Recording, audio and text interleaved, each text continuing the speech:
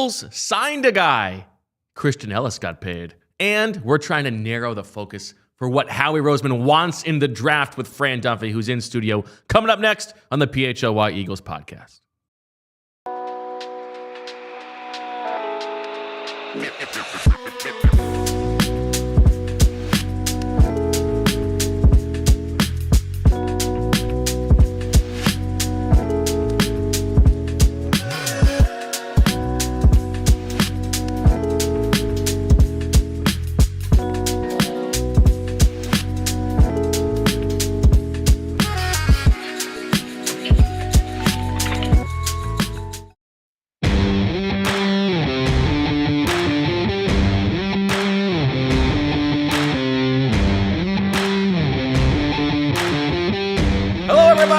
Welcome to the PHLY Eagles podcast.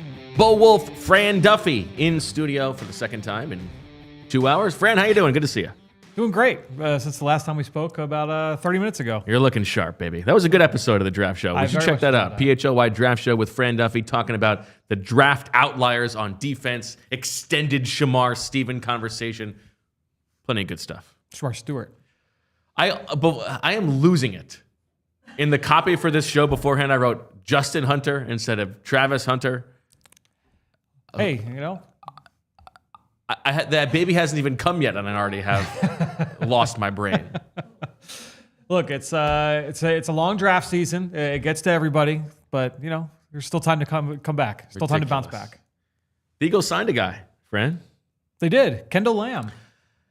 Howie signed a big old lamb, big old lamb, big old lamb. Howie signed a big old lamb who plays both tackle spots. Very nice. As Zach would say, break out in song every once in a while. Yeah, I heard they took him. I heard they took him out to dinner. You know, there was a visit before the signing. I think they had some fava beans and a nice candy. Well, they needed a lamb to back up the goat in Lane Johnson. Ah, nice. How do you feel about a 33-year-old Kendall Lamm? I went back and watched a couple games worth You are dirty, reps, dirty. In between shows. Just kind of buzzed through real fast. 10-year vet, Dolphins last couple years. Yeah, I mean, the guy's played for a long time in the league, so you know what he is. He's played both tackle spots extensively, played both last year for Miami, so he's played some left, he's played some right. He's a different body type than Fred Johnson, who that's kind of the role that you're projecting him onto here for 2025. Ideally, you're drafting over him to not be the swing tackle, but you can get by if he is your swing tackle for this year. Okay, so you like it. I mean, that's fine. Yeah, a ton of money. He almost retired last year, he said, but right. Okay. Yeah. There's your insight. Free agency frenzy continues on. The Eagles signed Kendall Lamm. We'll talk to you tomorrow. Yeah, he's a different body type, a different kind of player than Fred Johnson. He's a little bit more athletic, a little bit fleeter of foot. But I think when you're looking at it, again, you're probably trying to draft over Kendall Lamm at this stage in his career. Wait, he's 33. Yeah. But yeah, I mean, you check the box. That's it. And that you can afford to wait an extra round on a tackle if you want to. Okay. Also, news around the NFL. Fire up the organs. Let's just say that the collection plates brought in a lot of money this time. Christian Elliss, the Patriots matched that offer sheet. 2 years, $13.5 million. Who could have seen it coming? This guy could have. Yeah, I mean, it's a solid year. I got to look at what the exact numbers were from an APY standpoint. What was it? It was. Do you have that number handy? 6.75. Pretty good. Yeah, I mean that's a solid starter money for Christian Elliss. Yeah, exactly. For a solid starter. That's right. I mean, I'm trying to tell you. You're going to send the mic flying. You almost hit the mic like 3 times in the last 2 minutes. I'm just saying. Some people know ball, some people don't. All right. The conceit of the episode today. Yes. Beyond those two things, Fran, is everybody knows that we've got the Die Hard draft guide. Correct. Fran Duffy's thoughts. You can get into the mind of a Fran Duffy if you are a Die Hard. Great time to become a Die Hard. Only place that you're going to get this living, breathing draft database with rankings, scouting reports, information, all that good stuff. But that's a league-wide ranking that you have there. Each of the All-City markets are also going to pare that down to the specific 100 prospects relevant to each team. So there will be an Eagles 100 within that database that is separate, that is just focusing on the Eagles players or Eagles potential focus players. And so we got to do that work. Let's just do it on the show. I love it. And look, it allows you so that when you get to draft weekend, that, and this is not just going to be covered in this episode. Obviously, you want to make sure that you get the article when it's published over on allphly.com, but that'll give you the ability to sit down going into the Thursday night of the draft and say, okay, who are the players that I need to be focused on for the Eagles? You're not worried about Shedeur Sanders. You're not worried about Travis Hunter. You're worried about who are the players that could potentially fall to the Eagles at 32, get within striking distance. Who am I worried about for day 2, day 3, so on and so forth. Let's do it. Love it. Let's just go through the Fran Duffy top 100. Tell me, we can whack people. We can say they deserve to be on here. All that good stuff. Abdul Carter. Obviously, the Eagles would love Abdul Carter. He's not good. Unreasonable to even put him in the top 100. Would not right? make sense for him. Although maybe we make him one just as a nice nod to his Eagles fandom. I'm sure he would probably appreciate that. He should be number 1 on the Eagles 100, and then after that we can move on. Down. Yeah, that's just in case he happens to tank his draft stock because he wants to go to the Eagles that badly. If you had a Laramie Tunsil gas mask situation, yes, how far would Abdul Carter fall? In this draft? 2. I don't think that he's getting out of the top 5. Unfortunately. Okay, Cam Ward, see you later. Yeah. Travis Hunter, see you later. Will Campbell? Yeah, see you later. See you later. Armand Membou? See you later. See you later. Mason Graham? See you later. See you later. Luther Burden? He's on the board. Yeah. Lou Burden. Sell me on Luther Burden. I mean, he is... You are higher on him than consensus. Yes.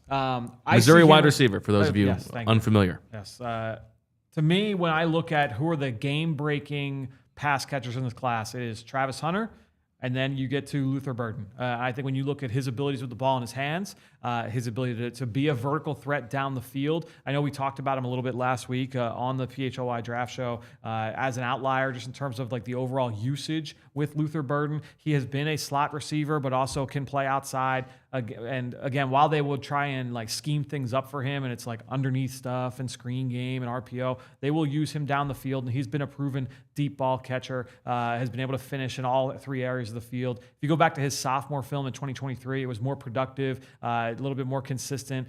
You saw plays, him making catches over the middle, taking huge hits through contact. I think the flashes there are good enough with Burden that, to me, he looks like a future. Some of the names I wrote down. I wrote down flashes of Jalen Waddle. I wrote down Brandon Cooks, a similar kind of body type there as Cooks coming out of Oregon State. I think there is a little bit of Jalen Reagor there in terms of what I liked about Reagor and some of the concerns with Reagor coming out of TCU. But I think when you're looking at Burden, to me, like if you're swinging for upside at receiver, he's one of my favorite players. Could you see the Eagles doing that in the first round? Or with their first pick? You have been kind of banging the drum for like maybe they could surprise with the offense early on, just because of like how contracts could be going back the other way by the time that this first round pick is ready to re-up after year 5. So that would be the one that would be the selling point. I do think you're probably punting one more year at receiver at least, right? Just because you have Jahan Dotson. I think receiver's unlikely. Yeah, I do. Should have drafted safety. Yeah, even if Burden were to fall to like the end of round 2, which that's been one of the big mysteries for me during this pre-draft cycle, is like why the shine has worn off so hard on Burden. But yeah, to me that seems unlikely. Would you like him better if they went by Lou? Lou Burden? Lou Burden? No, I like a Luther. It's a strong name. Luther's a strong name, I agree, but for some reason Lou Burden. That's just because you just wanted to be closer to Lou Nichols. Maybe that, honestly, maybe so. I like you nailed it. Yeah. Emergency pod. I think for Luther Burden, I think he's a gamble worth taking. Okay. Next up, I think we have someone who, Abdul Carter aside, might be number 1 on the Eagles 100. Okay. And that is Malaki Starks. Yeah. The safety from Georgia. I mean, could there possibly be someone who was more of an Eagles pick? Young. I guess, they wouldn't. First round safety is not necessarily something they've done before, but you get the point. Yeah, young player, high character. All the reviews are off the charts in terms of what he brings from a leadership standpoint, from a work ethic standpoint. The right school, playing for Georgia, a part of that defense. And look, the thing is, it's interesting. Everybody's going to be pointing to all these Georgia guys and saying he's going to know Nolan Smith.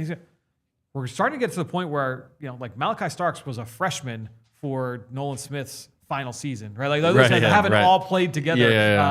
It's not as fun as when they go and they bring in Azeez Ojulari, and it's look at this screen grab where 7 of these guys are on the field. But that said, the inroads are there. You're getting good intel on a Malaki Starks. The position need is there after the trade of C.J. Gardner-Johnson.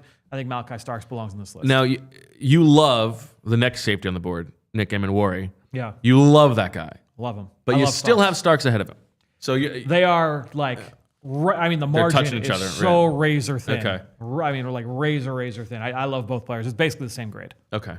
But you would still, water gun to your toe, you're going Starks. Why? I just think in terms of the instincts, the ball skills overall, I think I would give Starks a little bit of a nod that way. Okay. Emmanwori will be on this list. Emmanwori, he is bigger, stronger, faster, essentially. Check out the PHLY draft show with Fran Duffy for a little bit of context into that, because it is insane what he did at his size at the combine. Ashton Genty, not going to be on the Eagles 100. Will Johnson? Probably gone. I would say almost certainly gone. But could the arms make him fall? Could the arms not make him to fall? 32 in he this didn't draft? run. He's got the hamstring injuries. I just think that in this class, I think he's going to be off the board. How do you feel about a Tyler? We actually talked about him last week, but how do you feel about a Tyler Booker for the Eagles at 32? I would keep him on this board. Yeah. I think when you're looking at Tyler Booker, he is so powerful. He's got great length. He's got unique traits. The position versatility is not ideal. He's only played guard, and probably is only going to play guard moving forward. I don't think you're moving him to center. I don't think he's got the feet for tackle. The question is the athleticism. So would you take an unathletic guard, in the first round? Is that Howie Roseman's MO? Probably not. That said, if he were to fall, I could see him being a best player available. I do think that he's a great fit for Jeff Stoutland, the way that they want to play. And if you just want to say, all right, we want a guy that's going to come in and be a starter, Tyler Booker comes in, I think he becomes your starting right guard. Yeah, that is, as we like to say on the other show, in this draft. Maybe that is worthwhile for the Eagles. Within this context, as we're going down these guys, let me know if there are guys who you think are would be higher or lower for the Eagles, whether that is a scheme thing or a preference thing, relative to even how you rank them. Yeah, definitely. I think too, when you look at some of the things, some of the markers of the recent drafts for the Eagles under Howie Roseman and under this coaching staff with Nick Sirianni, Booker matches, and I would say the same thing about Starks. I would say the same thing about Emmanwori.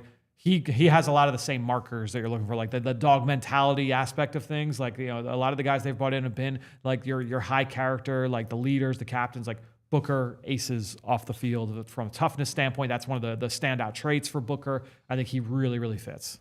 Gray Zabel, your boy from North Dakota State. Keep him on there. Okay. Yeah. This is a guy who has been a starter at all 5. He has played all 5 positions in college. That versatility is very important to the Eagles. It's very important to Jeff Stoutland. Has been a left tackle most recently, but with his arm length, I think you're probably projecting him more to guard. I don't think he's he's power. He's got power, but I don't think he's quite as he's not Mekhi Becton. He's not Brandon Brooks. Right. He's not that. He's not Landon Dickerson. 6'6", 312. Yeah, he's not that kind of physically imposing guard. Some people think that he's probably best at center, and I think that's probably a fair assumption to make. The Eagles obviously don't have a need at center, unless they're not going to re-up. I'm hearing all Cam of this, Jurgens. and I'm getting Graham Barton vibes. Well, that's what he was my comp for him. When I went back and I studied Gray Zabel for the first time in the fall, it was right after they played Colorado early in the season, week 1, and I watched him the next day on film, and I said he looks like Graham Barton last spring, where Barton was a left tackle at Duke, but athletic, versatile, extremely tough. I felt so good about Gray Zabel throughout the process. Aireontae Ersery, who you have talked about several times. Yeah. Big old man, 6'6", 331. Arms are a little bit small relative to his size, but that's okay. Not a big deal. You think he can go to guard? I think he could. Yeah, he's got that size. He's got the traits. He's an unrefined player. relatively late to football. Didn't start playing football to his junior year of high school. Was still a starter at Minnesota for the last 3 years. So I think that there's plenty of traits to work with. He is like probably a late round 1, early day 2 type of selection overall, like scheme agnostic, team agnostic in the draft. So I think when you're looking at Ersery, this is a guy that I think fits a lot of what we have come to expect from a like Jeff Stoutland offensive line, dart swing or dart throw here for the Eagles. It makes a lot of sense. You think there's any chance the Eagles take a corner at the top of the draft again? And specifically thinking here about Siobhan Revel from East Carolina, who actually is a little bit older, turns 23 in April, which is interesting because someone who was drafted 2 years prior to that, Kelee Ringo, doesn't turn 23 until June. And Kelee Ringo is actually a year younger than Quinyon Mitchell. I hadn't heard that. I hadn't heard that yet. Yeah, I think that Revel, he definitely plays the way that they want to play. When you talk about like the aggressiveness, but this is a guy that he's coming off torn ACL. Would they be willing to take that? I think this is one where like let's keep him on the list, but let's bump him down like 20 spots because I don't really think that they would do that at 32. I tend to agree. That would keep Cooper DeJean in the slot for sure. Revel's an outside corner. You're stacking the timeline of those contracts. I mean, you shouldn't make your decisions based on that. Yeah. You should take the best player, but it helps break a tie. Does that worry with you? Do you worry about that with Starks and safety as well? Like having that much tied into the secondary all at once? That's a fair question. I do think it's a little different. Okay. Because you can still count on getting by. If you're thinking about it, you've got 5 spots in the secondary, right? Right. And if, let's say, Starks hits and you're paying 3 guys, you can still afford to get – there's only 1 corner and 1 safety where you're going to try to go cheap, right? As opposed to trying to get by with 2 cheap safeties. Right. Yep. I think that's a little different. That makes sense. Plus, safeties don't get paid as much as corners, so you're saving money that way. Sure. Yeah. Makes sense. Okay. Tetairoa McMillan, I think we could probably throw him out. I think so. I would think he'll be off. He should be off the board by the time the Eagles pick. Walter Nolen, a player who I think might even go up a few spots in the Eagles 100. Yeah, I think that it seems like he's going to be defensive tackle from Ole Miss. Yeah, defensive tackle Ole Miss. Thank you. I mean, I mocked him at one point to 11 to the San Francisco 49ers. That feels like it's probably his ceiling. But you read Mel Kiper, Daniel Jeremiah, like those guys are obviously very plugged in, and they've got him falling to the Eagles at 32, falling out of round 1 altogether. It sounds like he's going to be available for the Eagles. And I would love that dart swing. That's the second time I've said dart swing. Yeah, that's all right. I said Shamar. Who did I say? Steven. Yeah, Shamar Steven, Travis Hunter. Basketball player. I think Shamar Steven, is that a thing? Maybe. No, wasn't he a defensive tackle at UConn? Okay. Defensive tackle, Shamar. I think that's exactly who that Shamar was. Steven, defensive tackle. Bam. From UConn. 7th round pick in 2014. Wow. That's fantastic. That's outstanding. Yeah, that's pretty good. Long Island Senior Lutheran, Bowl guy. Brookville, New York.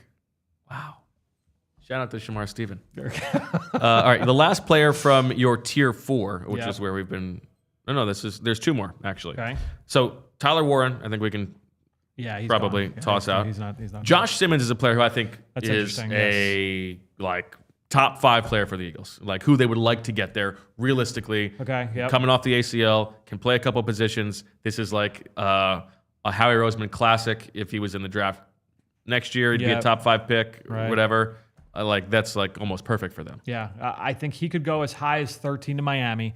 The Miami Dolphins have shown a propensity in the past to, basically look past medical red flags. They did so with Tua. They did so with Jalin Phillips. So, they have been okay with taking those medical risks. That's obviously at a position of need. He'd be a great scheme fit there. I think that's the ceiling. I've seen, I've heard some rumblings with him in Arizona, potentially.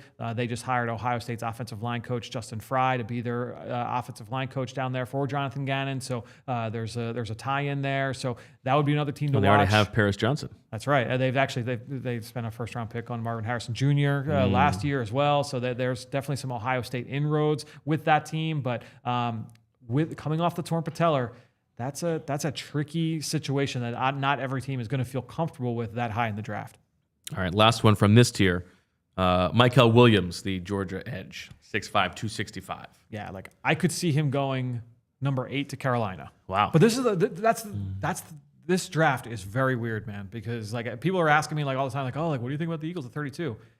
I don't know what's happening. Tell me who's going to be there. Yeah, I don't know what's happening. And it's not just me. Like when you talk to people, they're like, yeah, like it's just going to be a very different. The mock drafts this year are going to be a mess leading up. I feel like last year we had a pretty good bead on the first 5 picks. Like, all right, it's going to be one of 2 things are going to happen. You know, you had no one expected Michael Penix to go, you know, that high to the Atlanta Falcons, but after that, like it was pretty much like you kind of had an idea of general sense of how things were going to go this year. And it's not about like teams and players. It's about like which players are going to go this high.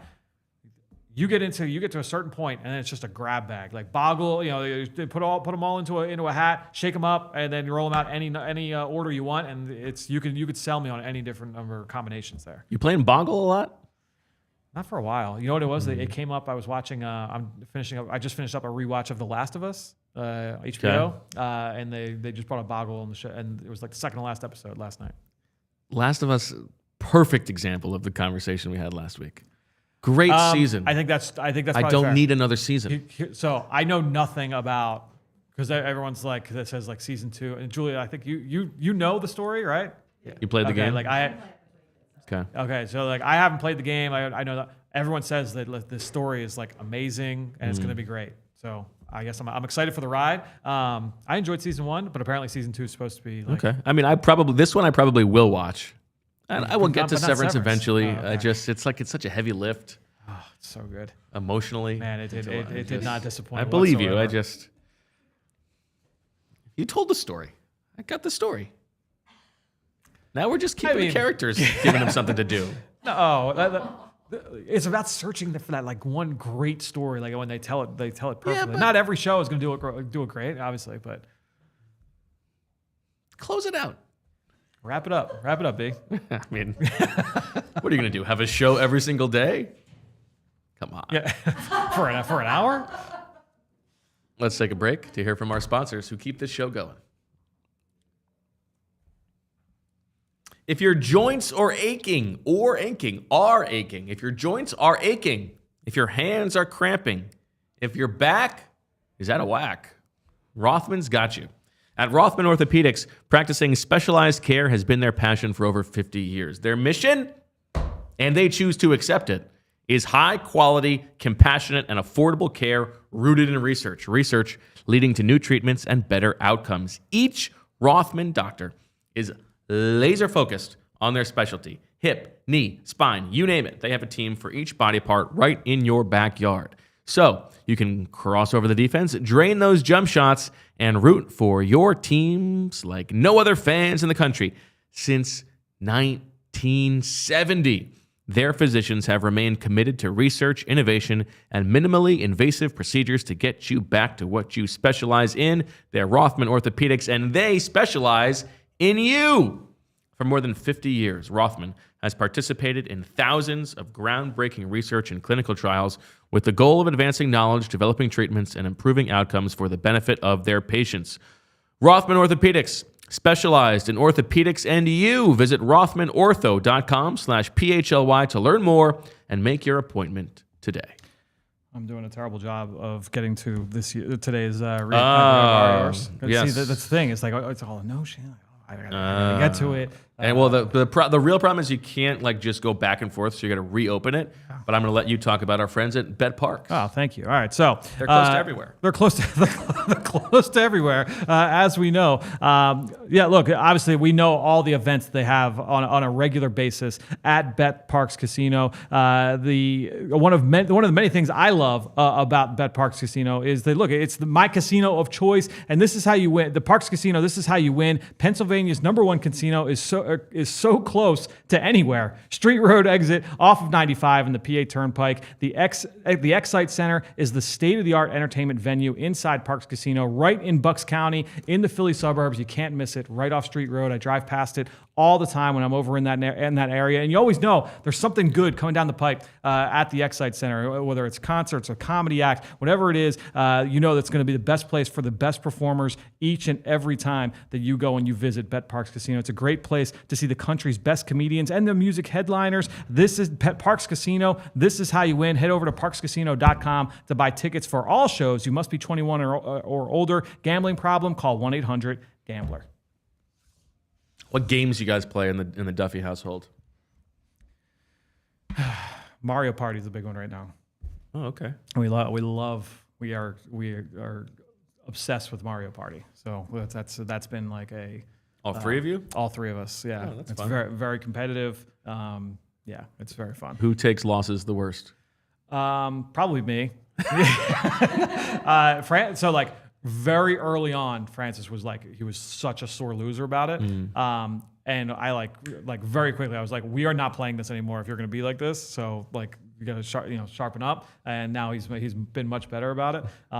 You on the other hand? Yeah. Oh, well, yeah. when I you know what it is like if I start losing, I get mad at myself, right? And so it's just like Meg can always say like you're getting annoyed, aren't you? And I'm like, yeah, like I'm just like we just get to the next game, like let's go to the next mini game. But it's fun. We have a lot of fun with it. I like that. How about you guys? Well, we play the Pokemon game multiple times a day. Great game, love it. I started getting Casey to play a little chess this weekend. That was fun. I'm excited to teach Francis chess. But we play all kinds of games. We play like some of those collaborative games, like Max or what's the one with the ogre? Forget the name. We play a little Labyrinth. That's a fun one. Oh, I've never Labyrinth is one where like that is not how my brain works. It's like very spatial and moving the things. That's a little bit tougher for me. I don't think I've never done that one. Yeah, it's good. All right, let's move on here. Where are we? Tier 5. Jahad Campbell, local player. Local guy. I haven't heard that. Yeah. Linebacker from Alabama.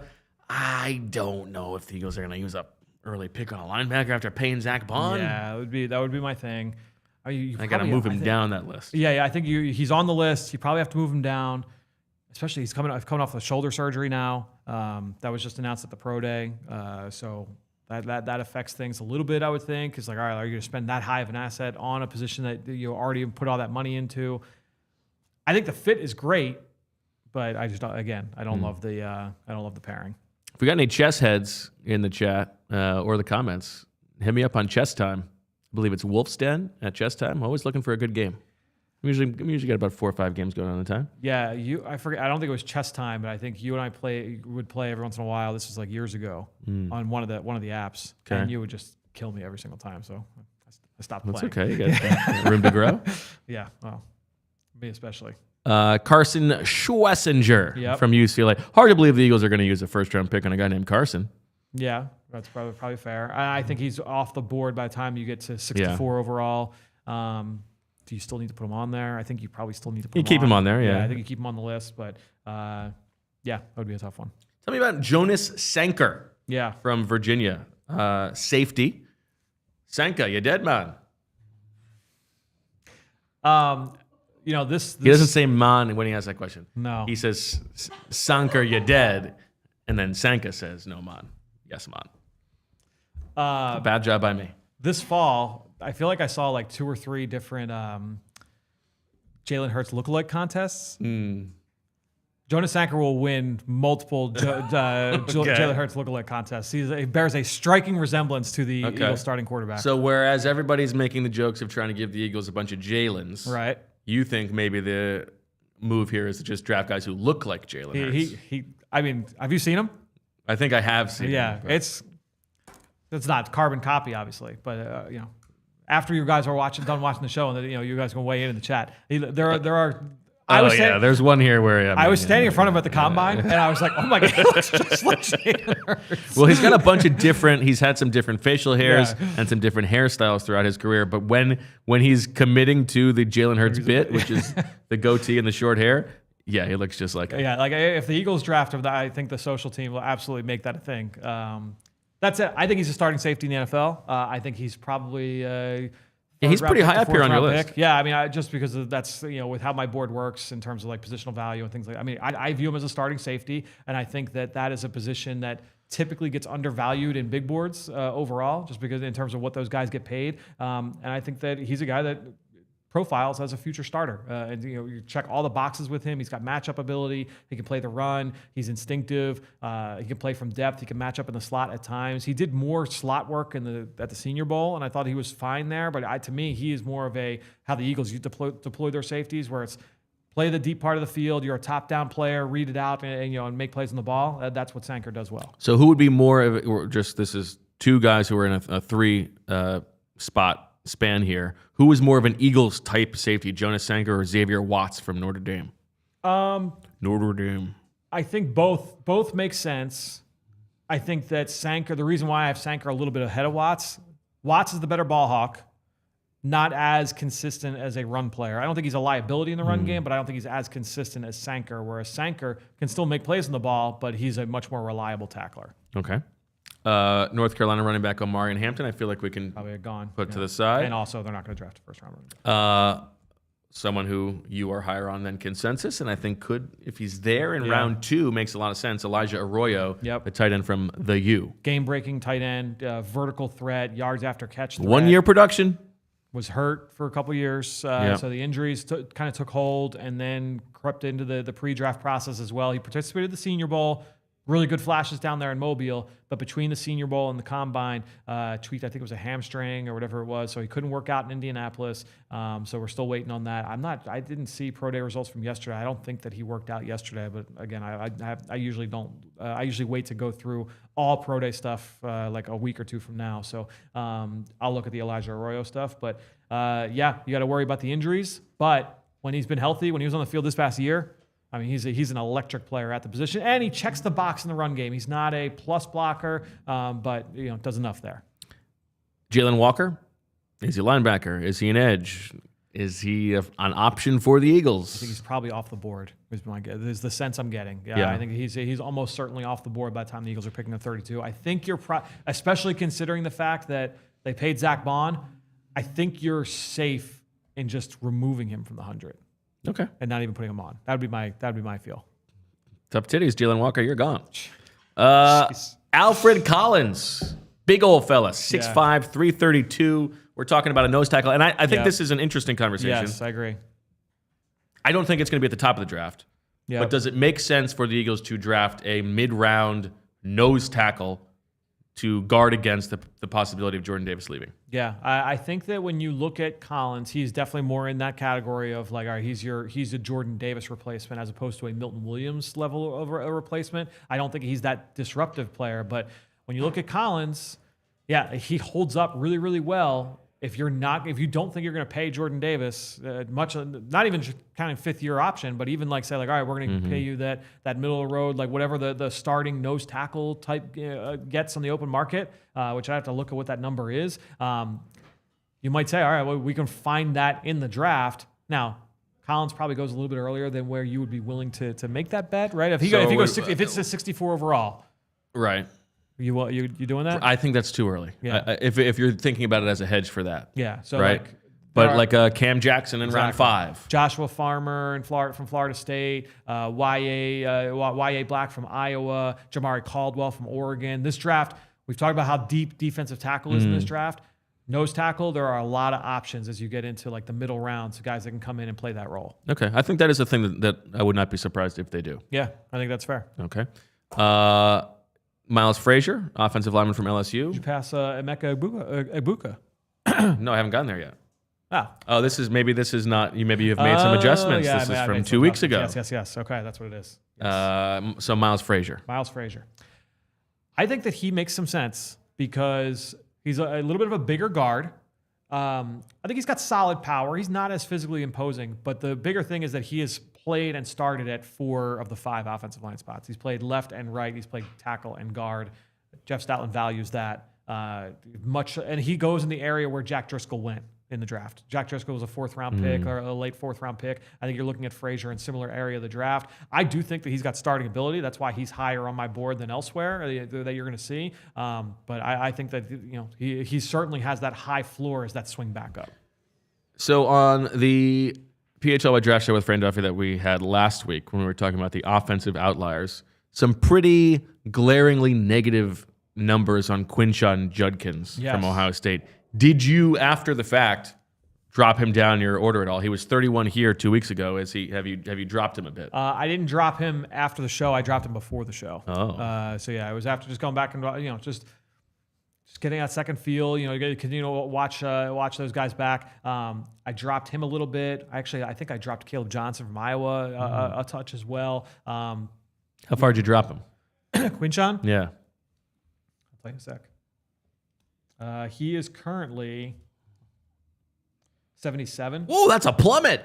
Well, because of how it goes in my bucket. So, he went down a bucket in the horizontal board. For running back value. For the vertical board, that dropped him down a decent amount. Yeah, but that's like a 47 spot drop. But that's why the horizontal board is the bigger one for me. Because that just... How do I explain this? So to you dummies, to you morons who couldn't possibly understand this. It's a more look in terms of what my process is. For most people say I'm just going to tweak him a little bit. I'll just drop him 10 spots. I don't like him as much. I'm going to drop him down a little bit. That's what a simpleton would do. It's more because mine is so strict with the number. I just kind of follow what the number says. And it's all right, it goes into this bucket. That's where he goes. And I'm okay. Okay. Yeah. Big drop though. One more safety, Kevin Winston Jr. from Penn State, of course, the son of Kevin Winston. I actually like this fit a lot. Interesting. Around 3? I think so, yeah. Okay.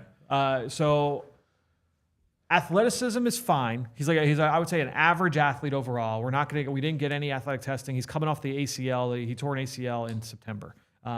Team captain as a junior. All the off-field reports are excellent with Kevin Winston Jr. Big safety, 6'1.5", 215 pounds, really good length and wingspan.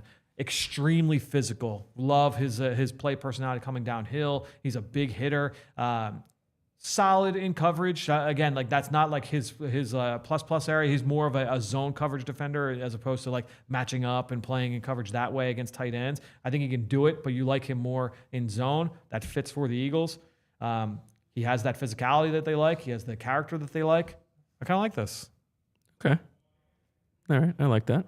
Now this is one where I don't know if it's if you have adjusted it at all, but you got Kevin Winston Jr. here. You got Landon Jackson one below. I would imagine for the Eagles, that's a much different conversation. Landon Jackson is going to be much higher on their board. Probably. See, this is where the edge rusher conversation is very interesting. Yeah. Because the way I view this edge rusher group, I think it's a solid group. I'm not in love with this edge rusher class overall. Where I feel it kind of the defensive end and defensive tackle groups kind of got put together. It's it's a great defensive line class. It's a really good edge rusher group, but a lot of these guys all right, obviously you have Abdul Carter at the top. I've bought into Mykel Williams, as we talked about. I feel I'm fine with him going high. After that, it's kind of a grab bag. A lot of these guys, I think, are more your number 2 types of edge rushers. Well, the people who we're talking about, like Shamar Stewart, you have at 61. Yeah. James Pearce Jr., you have at 71. Boom bust players. Yep. Donovan Ezeiruaku, you have at 83. I feel like in the Eagles 100, those players will be a little bit higher, and also Ezeiruaku coming in for a visit today, reportedly with the Eagles, and we know that those really do matter for the Eagles. I like Landon Jackson's fit for the Eagles. I like Ezeiruaku's fit for the Eagles. And I think that it would just be a matter of understanding expectations. I don't think either guy personally, when I watch them, I don't know that either one is a consistent double-digit sack guy type. Which is what you would expect if you're going to take a guy in the first round. I think that's the expectation more often than not, is that that's the level of player. I don't know that either guy is that personally. Does the makeup of the edge room right now, the kinds of players that Nolan Smith specifically is, but him and Jalix Hunt and Azeez Ojulari is on a 1-year deal, specifically with Nolan Smith. Yep. Does him being here change the kind of edge that you would want in an ideal fit? It's a good question. I honestly was going to ask you because I think that it is I think it is important to kind of think about, okay, well, if you have Nolen on one side, he's a certain kind of rusher. Do you want to pair him with another like smaller type, or do you want more of a Josh Sweat type on the other side? That might lean you more towards Landon Jackson than Donovan Ezeiruaku, because Ezeiruaku is built more like Nolen. He's not quite as athletic, not quite as powerful as what we saw from Nolen at Georgia. So different kinds of players in my mind, but Landon is more similar to the Josh Sweat. I think from a profile standpoint, makes more sense. Body type makes more sense. But I think it's a good question. Yeah, I don't know, because, I mean, Nolan Smith is small, relatively speaking. Yes. But he's not a finesse player. He's playing. I mean, he's obviously he's a violent player. He's just as good against the run, if not even better. He's violent there. Now maybe you're wondering about injury risk, and that's something where that's more of a. I think you probably need to add to that room. Yep. But I don't like. I think sometimes we overstate this at wide receiver, where like you want different types of wide receivers. I don't think that that's necessarily the case. I think you want the best wide receiver you can get, and you figure out the offense from there. And because Nolan Smith can play both downs, or all three downs, I don't think that you need to match a specific type to him.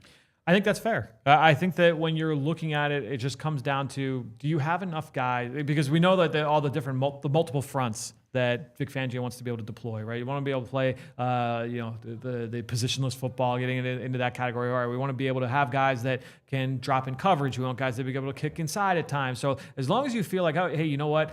We're losing Milton Williams. Do we have enough guys that can play over the tackle at times and then also kick inside? Is Moro Ojama, is he going to take over all of that work share, or is somebody else going to be able to kick inside for us? I think that those are the kind of conversations you're having over, of course, not just like in these draft meetings, but when you're doing self-scouting and you're looking at the guys that are on the roster, you just kind of look and say, and you kind of do the math that way. Do we have enough to play the way that we want to be able to play?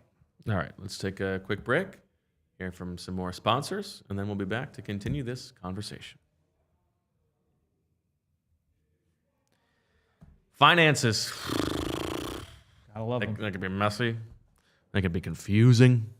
Well, thank goodness for Monarch Money, because Monarch Money acts like your personal CFO, giving you full visibility and control so you can stop earning and start growing. It's more than your average budgeting app. Monarch Money is a complete financial command center for your accounts, investments, and goals. Don't just manage your money. Start building wealth with 50% off your first year for PHLY Eagles listeners. With all your accounts, credit cards, investments in one place, you will always know where your money stands without the hassle. Track your spending, savings, and investments effortlessly so you can focus on what matters most, making your biggest life goals a reality. Monarch Money is the finance tool people actually love, named the Wall Street Journal's best budgeting app of 2025. It's the top recommended personal finance app by users and experts with over 30,000 five-star reviews. Financial stress is one of the top reasons relationships fall apart. Monarch Money makes money conversations easier. Get control of your overall finances with Monarch Money. Use code PHLY at monarchmoney.com in your browser for half off your first year. That's 50% off of your first year at monarchmoney.com with code PHLY, monarchmoney.com. And look, it's that time of year as well. We're getting into springtime. It's time to spring into savings with our friends at TrueMark Financial Credit Union. And you want to be able to, you want to make sure that you have your financials in order, right? You want to make sure that you're not letting stuff slide through the cracks. But you also, and that's where some of these apps that we've just talked about can help you. But also, get some professionals to help you out as well. If you've got your financial goals, if you're saving up to buy a house, or you're trying to you want to take that big dream vacation, you're building your emergency fund, whatever it is, TrueMark Financial Credit Union, they've got the perfect savings account for you. TrueMark Financial offers high rate certificates and money market accounts to help your money grow faster and work harder for you. Visit TrueMark.com for rates and to learn more. TrueMark Financial, federally insured by the NCUA, equal opportunity lender. Rates are subject to change. Fran, we got the Fran Duffy film watching, doing some guys session tonight. How you feeling? Feeling good. I mean, I said it to Meg last night. We were eating dinner. I was like, so I've got 2 shows tomorrow. I'm recording a bunch of YouTube videos in between, and then we've got the 3-hour film session with the diehards tonight. I'm not going to be able to talk by the end of the night's over, but good stuff. It'll be fun. You're going to start calling Shamar Stewart, Shamar Steven. I hope not. Man, I can't believe I pulled that out of nowhere. That's UConn dirty stuff. I mean, yeah.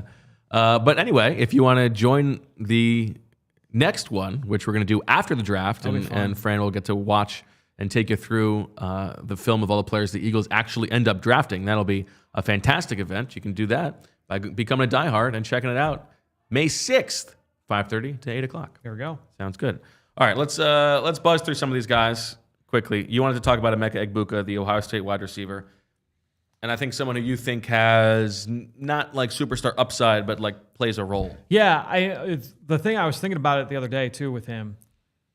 It's a little similar to Justin Jefferson, where it was like, all right, like he's only a slot receiver. This is how he was used. Like he's really technically proficient, and then he ran faster than expected because everyone thinks he's going to like run 4.4 or 4.3 at the combine or at the pro day. But he doesn't really play that way on film. We talked about him in the Outlier show last week. Yeah. He was very rarely targeted downfield. Everything was underneath, over the middle for the most part with Egbuka.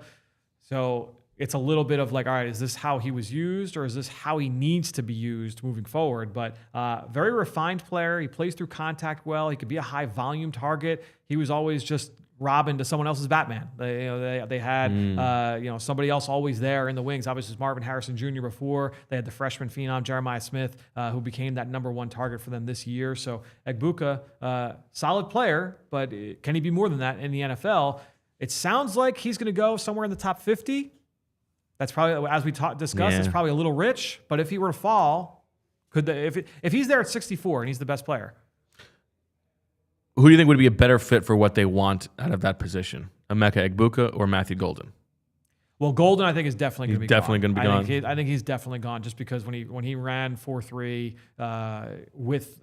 and that was unexpected. And with everything else he's got going for him, I think he's probably almost. So how about let's say Isaiah Bond, who is not as productive, but is also offering elite speed. I think you'd rather go Egbuka. I think Egbuka is a better player. Yeah, it's not quite the Justin Jefferson, Jalen Reagor thing, but it's I think you're looking at Egbuka as just a better player. How about Omarr? You going to the mall later? Omarr Norman-Lott. Omarr Norman-Lott. He has the Milton Williams, Mora Ojima type of skill set. Yeah, this is kind of an interesting fit to me. Yeah, this is like explosive, upfield rusher, really disruptive. All the efficiency metrics are really, really good. The athletic metrics should be strong there. Went down to the Senior Bowl. I thought he was solid down in Mobile. Just under 6'2", but 291 pounds. He's got good length. He's got huge hands.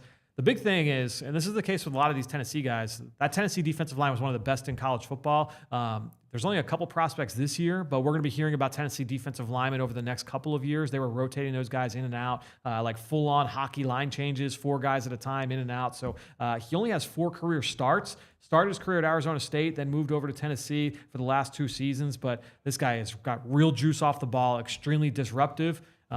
Day 2 talent. So, yeah, I mean, to me, if you're looking to kind of replenish those Milton Williams snaps, he's a similar kind of skill set. Okay. Do you think that's something that they would do at the top-ish?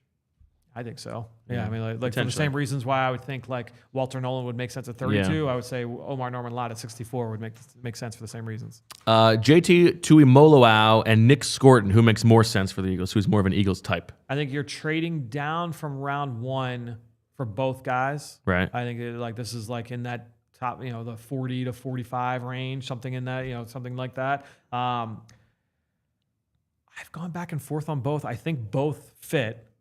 I think that both have the required play personality. I think you need to play. Vic Fangio, you need to play a certain way up front. What way? Play for Vic Fangio. You can't be like what Bryce Huff was, where you're a 0 against the run. And I think both guys definitely check that box in terms of playing with that violence, playing with that competitiveness at the point of attack.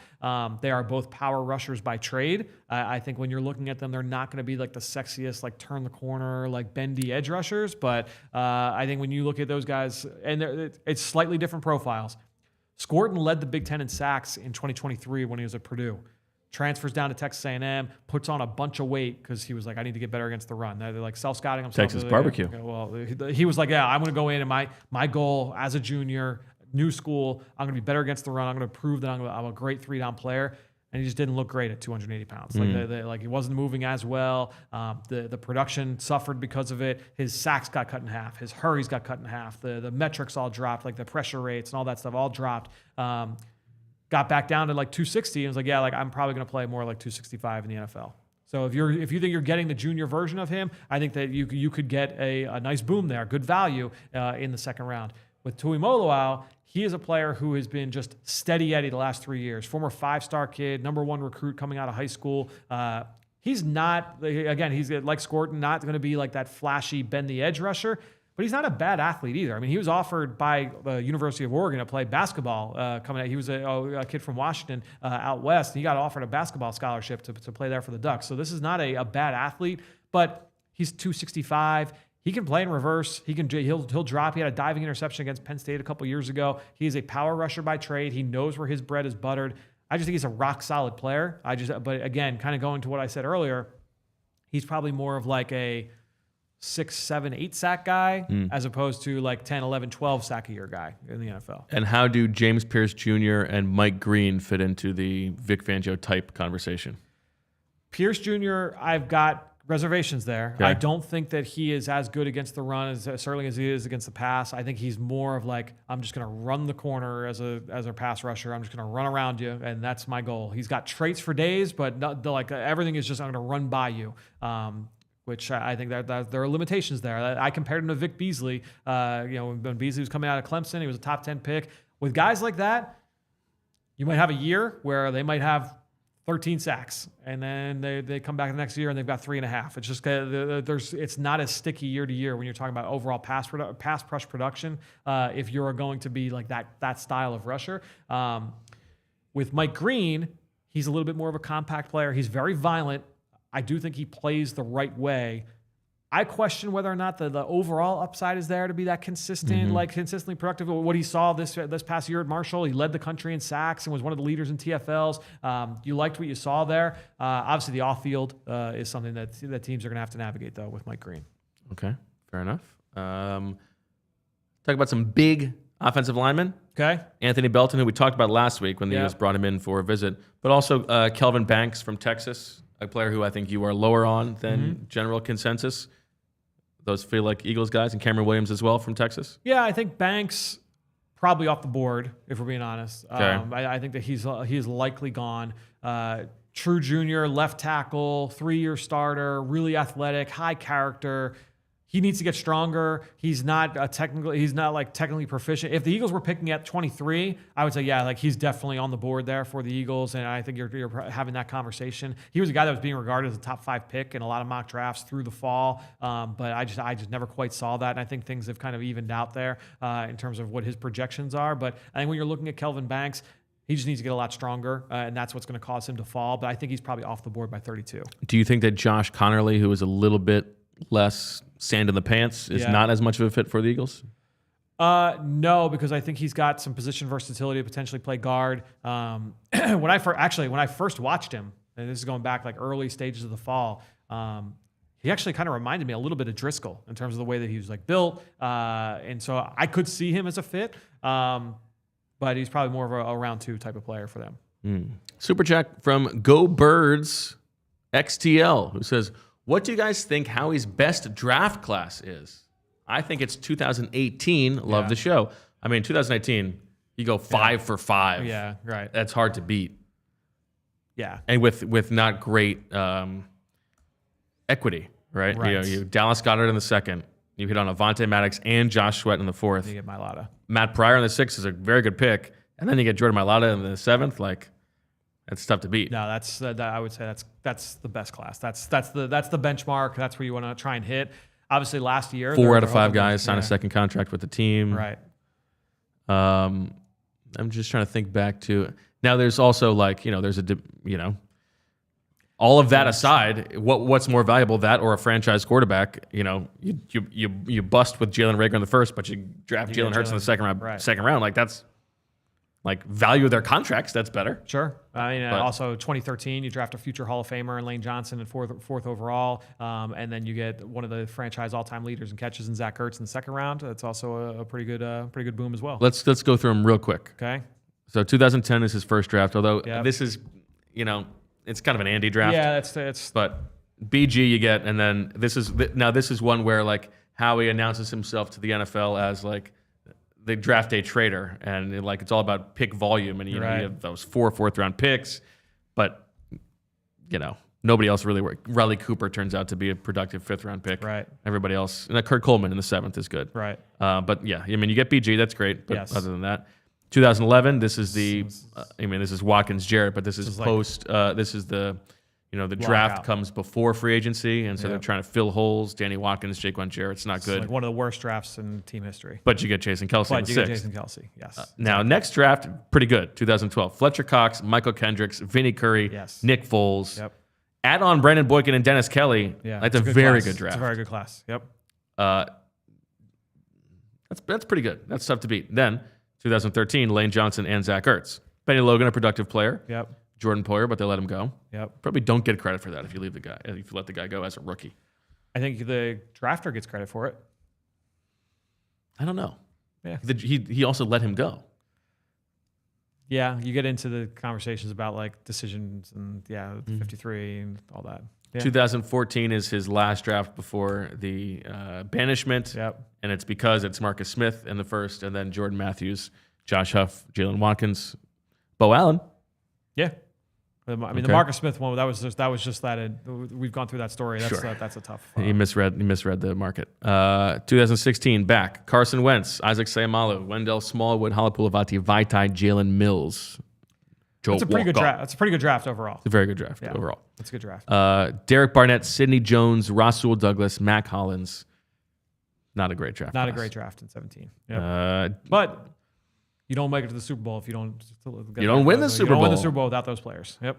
Goddard, Maddox, Sweat, Pryor, Mailata, fantastic. Draft. Dillard, Miles Sanders, J.J. Arcega-Whiteside, Sharif Miller, Clayton Thorson, back-to-back years with 5 picks. Yeah. And this was a pretty big swing and a miss. Bad draft.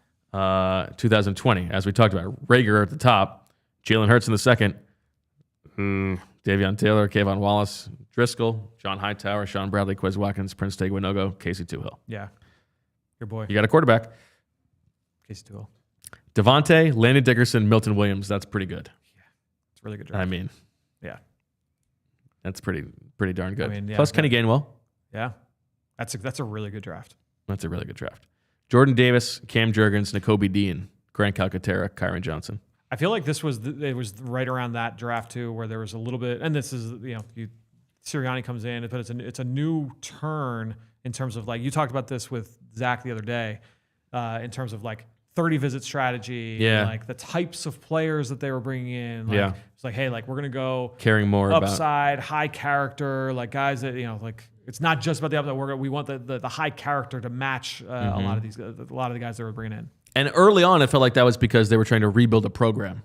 I think that's true. Right? And I think you could probably argue that last year that's not necessarily what they did. They didn't overvalue that stuff. Right. They also, the draft came to them in a certain way. Right. But, Quinyon, different kind of personality. Yep. Smaller school. Cooper DeJean as well.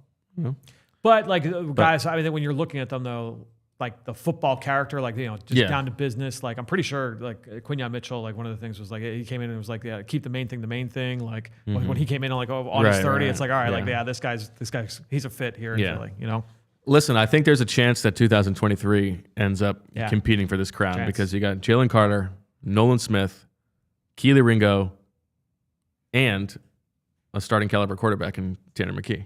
Plus Moro Ajama.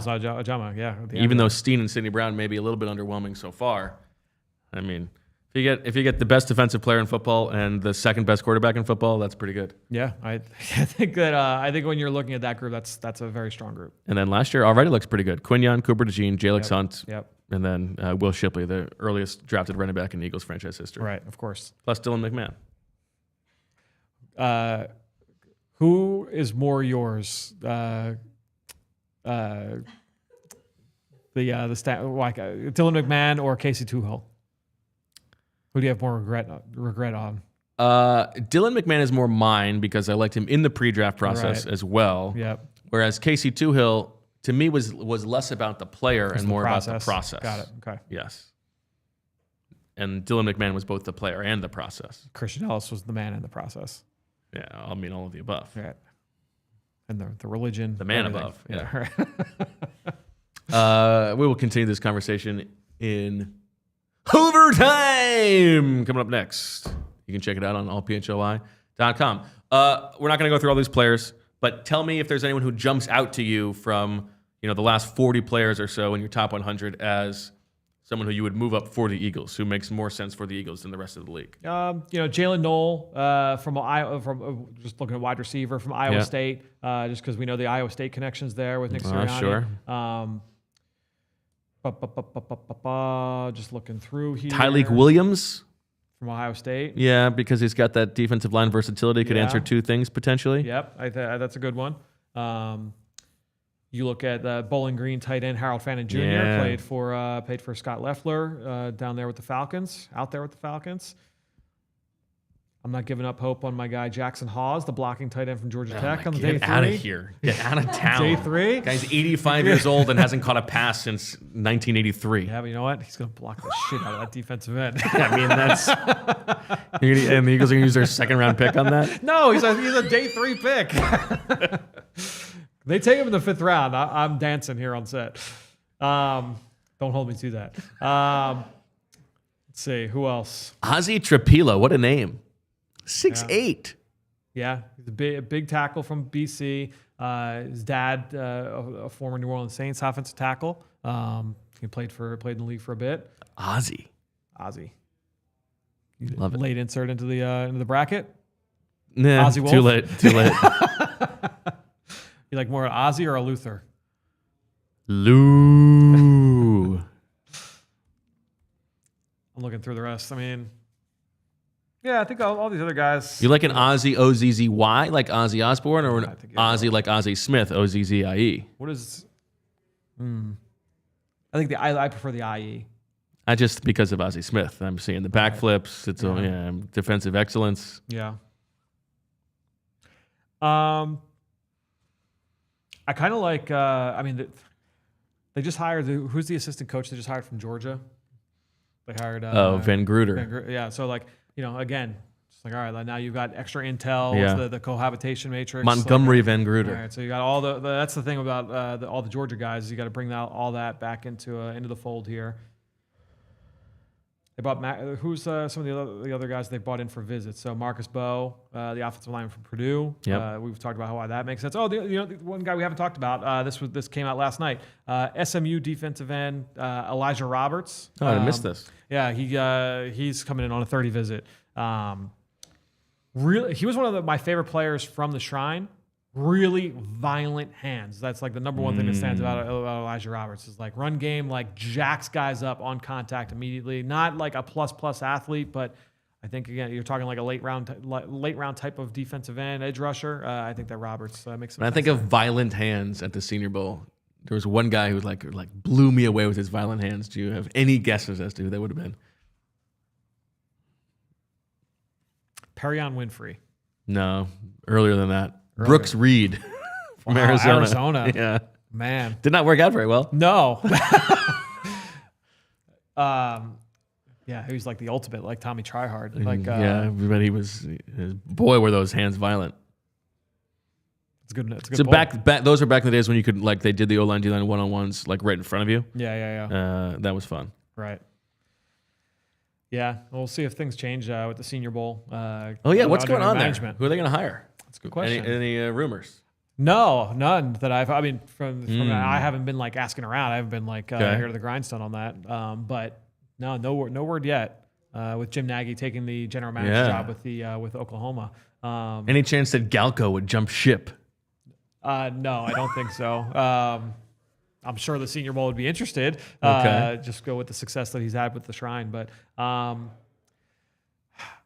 what it's not a fun job to run an all-star, especially the Senior Bowl. It's a pretty tough gig. It's a lot of shaking hands and getting money commitments and doing all that stuff behind the scenes. And then you got to deal with the agents and all that stuff for the players. Teams. You got to make the teams happen. That I think is the easy part. That's the part that I think gives people the most juice, that are going for that role. But it's the fundraising part of it that's not as fun. Yeah. That's what the Shrine Bowl is a little bit different because it's all like, all If right, you could make know one your change money's- to the Senior Bowl, what would it be? Access to players is just tough For media? For media, yeah. Like if me personally sitting here in this seat, like that would be the one change I would make. Is like right now, the access I had 8 years ago to players. I mean, we could talk to, we could go down there and talk to 55 guys, 60 guys, and feel good about it. Now, I honestly don't even bother trying to talk to players down there. I did not talk to one player during my week. They did it. It was terrible. I didn't go this year, but last year, like they sequester them off. You get like 5 minutes. They did a thing this year. They did a thing this year too, where they had, I don't know how many people they paid to do this, but literally like 20. There was like 20 people. This long yellow rope, and they just, as the clock started ticking down, they just carried the rope and just separated everyone off the field. And I'm like, the Senior Bowl is like strapped for cash. Like, how much are you paying these security people to go and like carry this rope? Just blow the horn and say you got to get these guys got to get to the bus. That's very funny. Very, very funny. Yes. Super chat from Madio ahead of tonight's event. This is a donation for Huntington's research. Oh, thank you. How about that? That's very nice.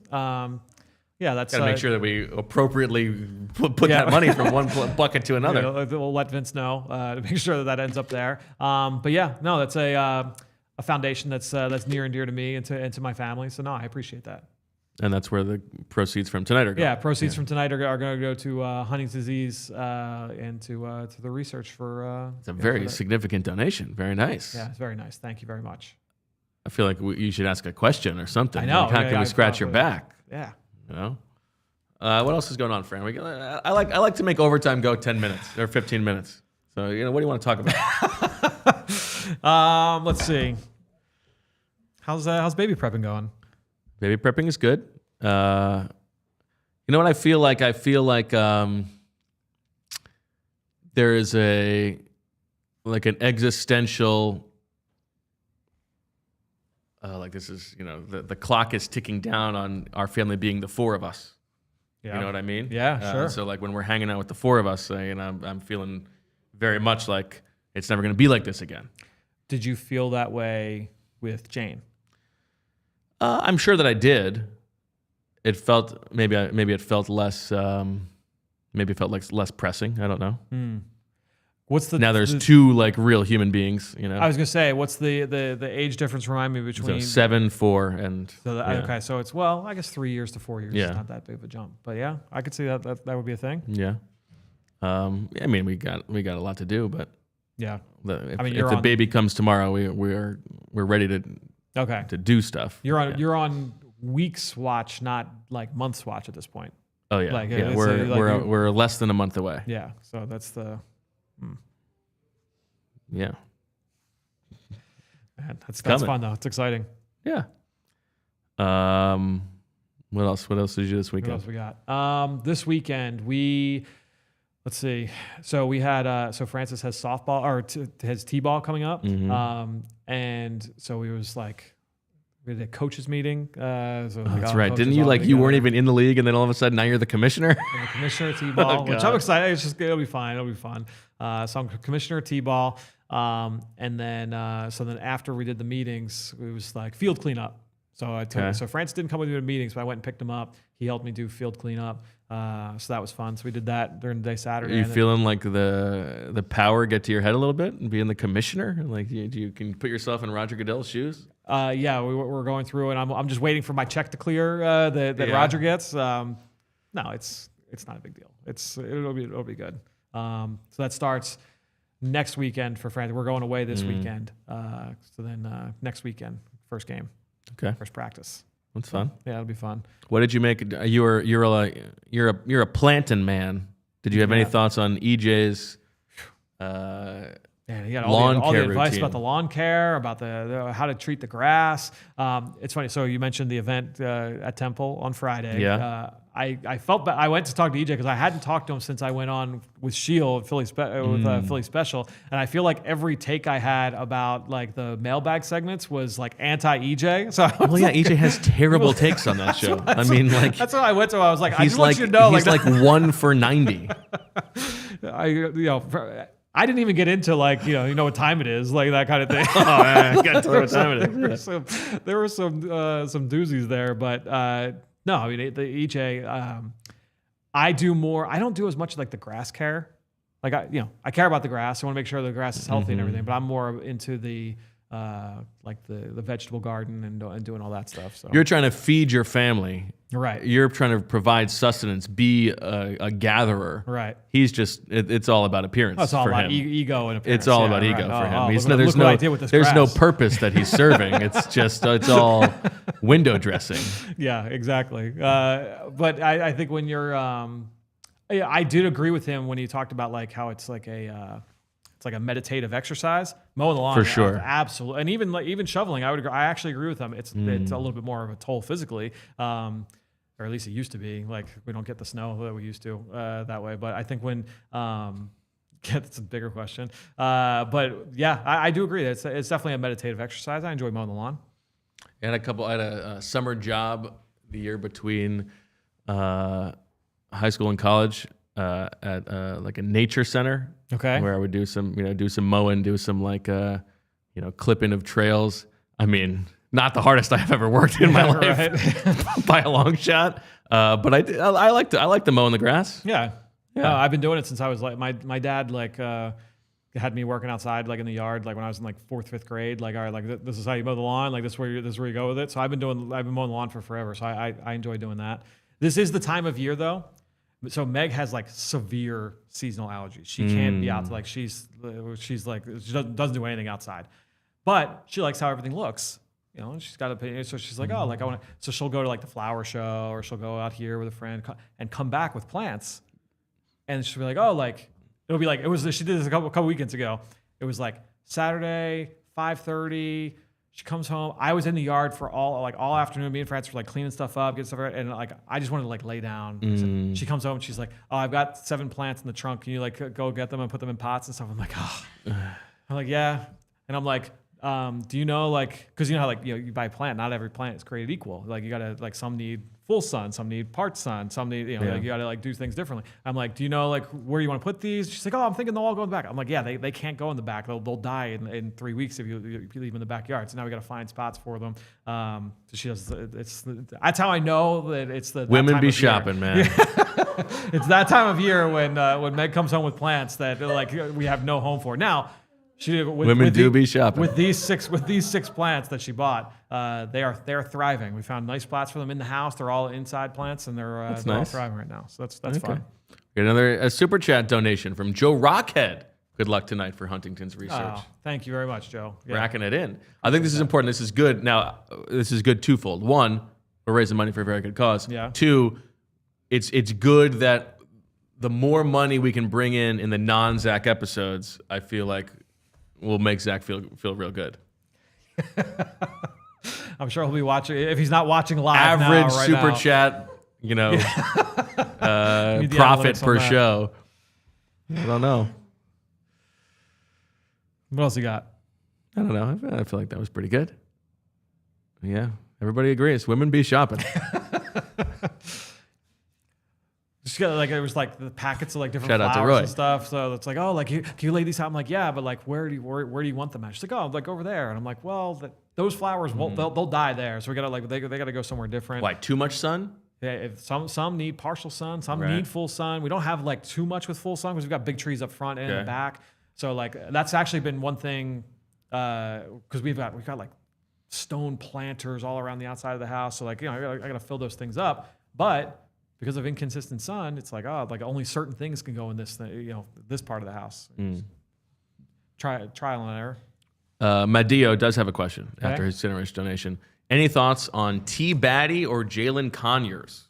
Remember, you got me on Jalin Conyers early on. Yes. With Conyers, Texas Tech, tight end, athletic, had a great workout at the combine. I thought he looked really good at the Shrine.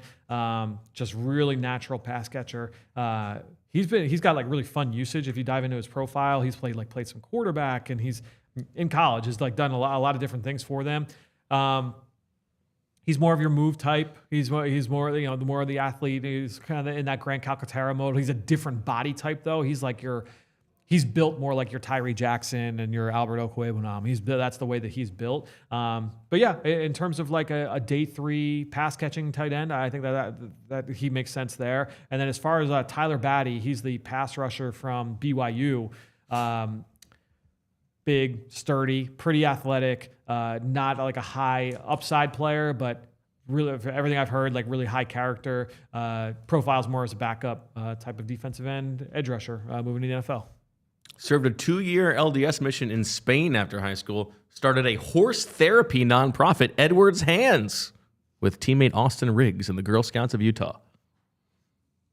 According to Chad Roeder. For Tyler Batty. Yeah. Nice. He's an old. 24. Yeah, he's an old.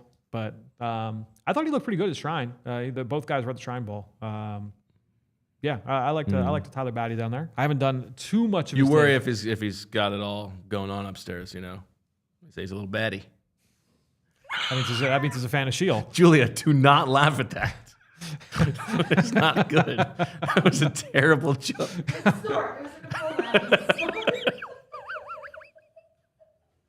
That was awful. Yeah, shout out to Mormons. We do respect Mormons.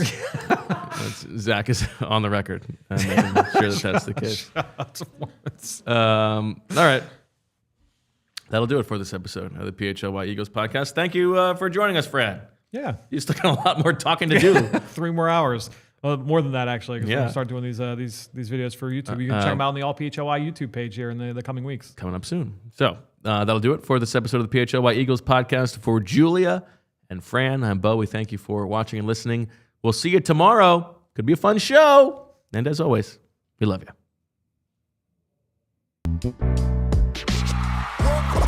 We all silly like the mayor.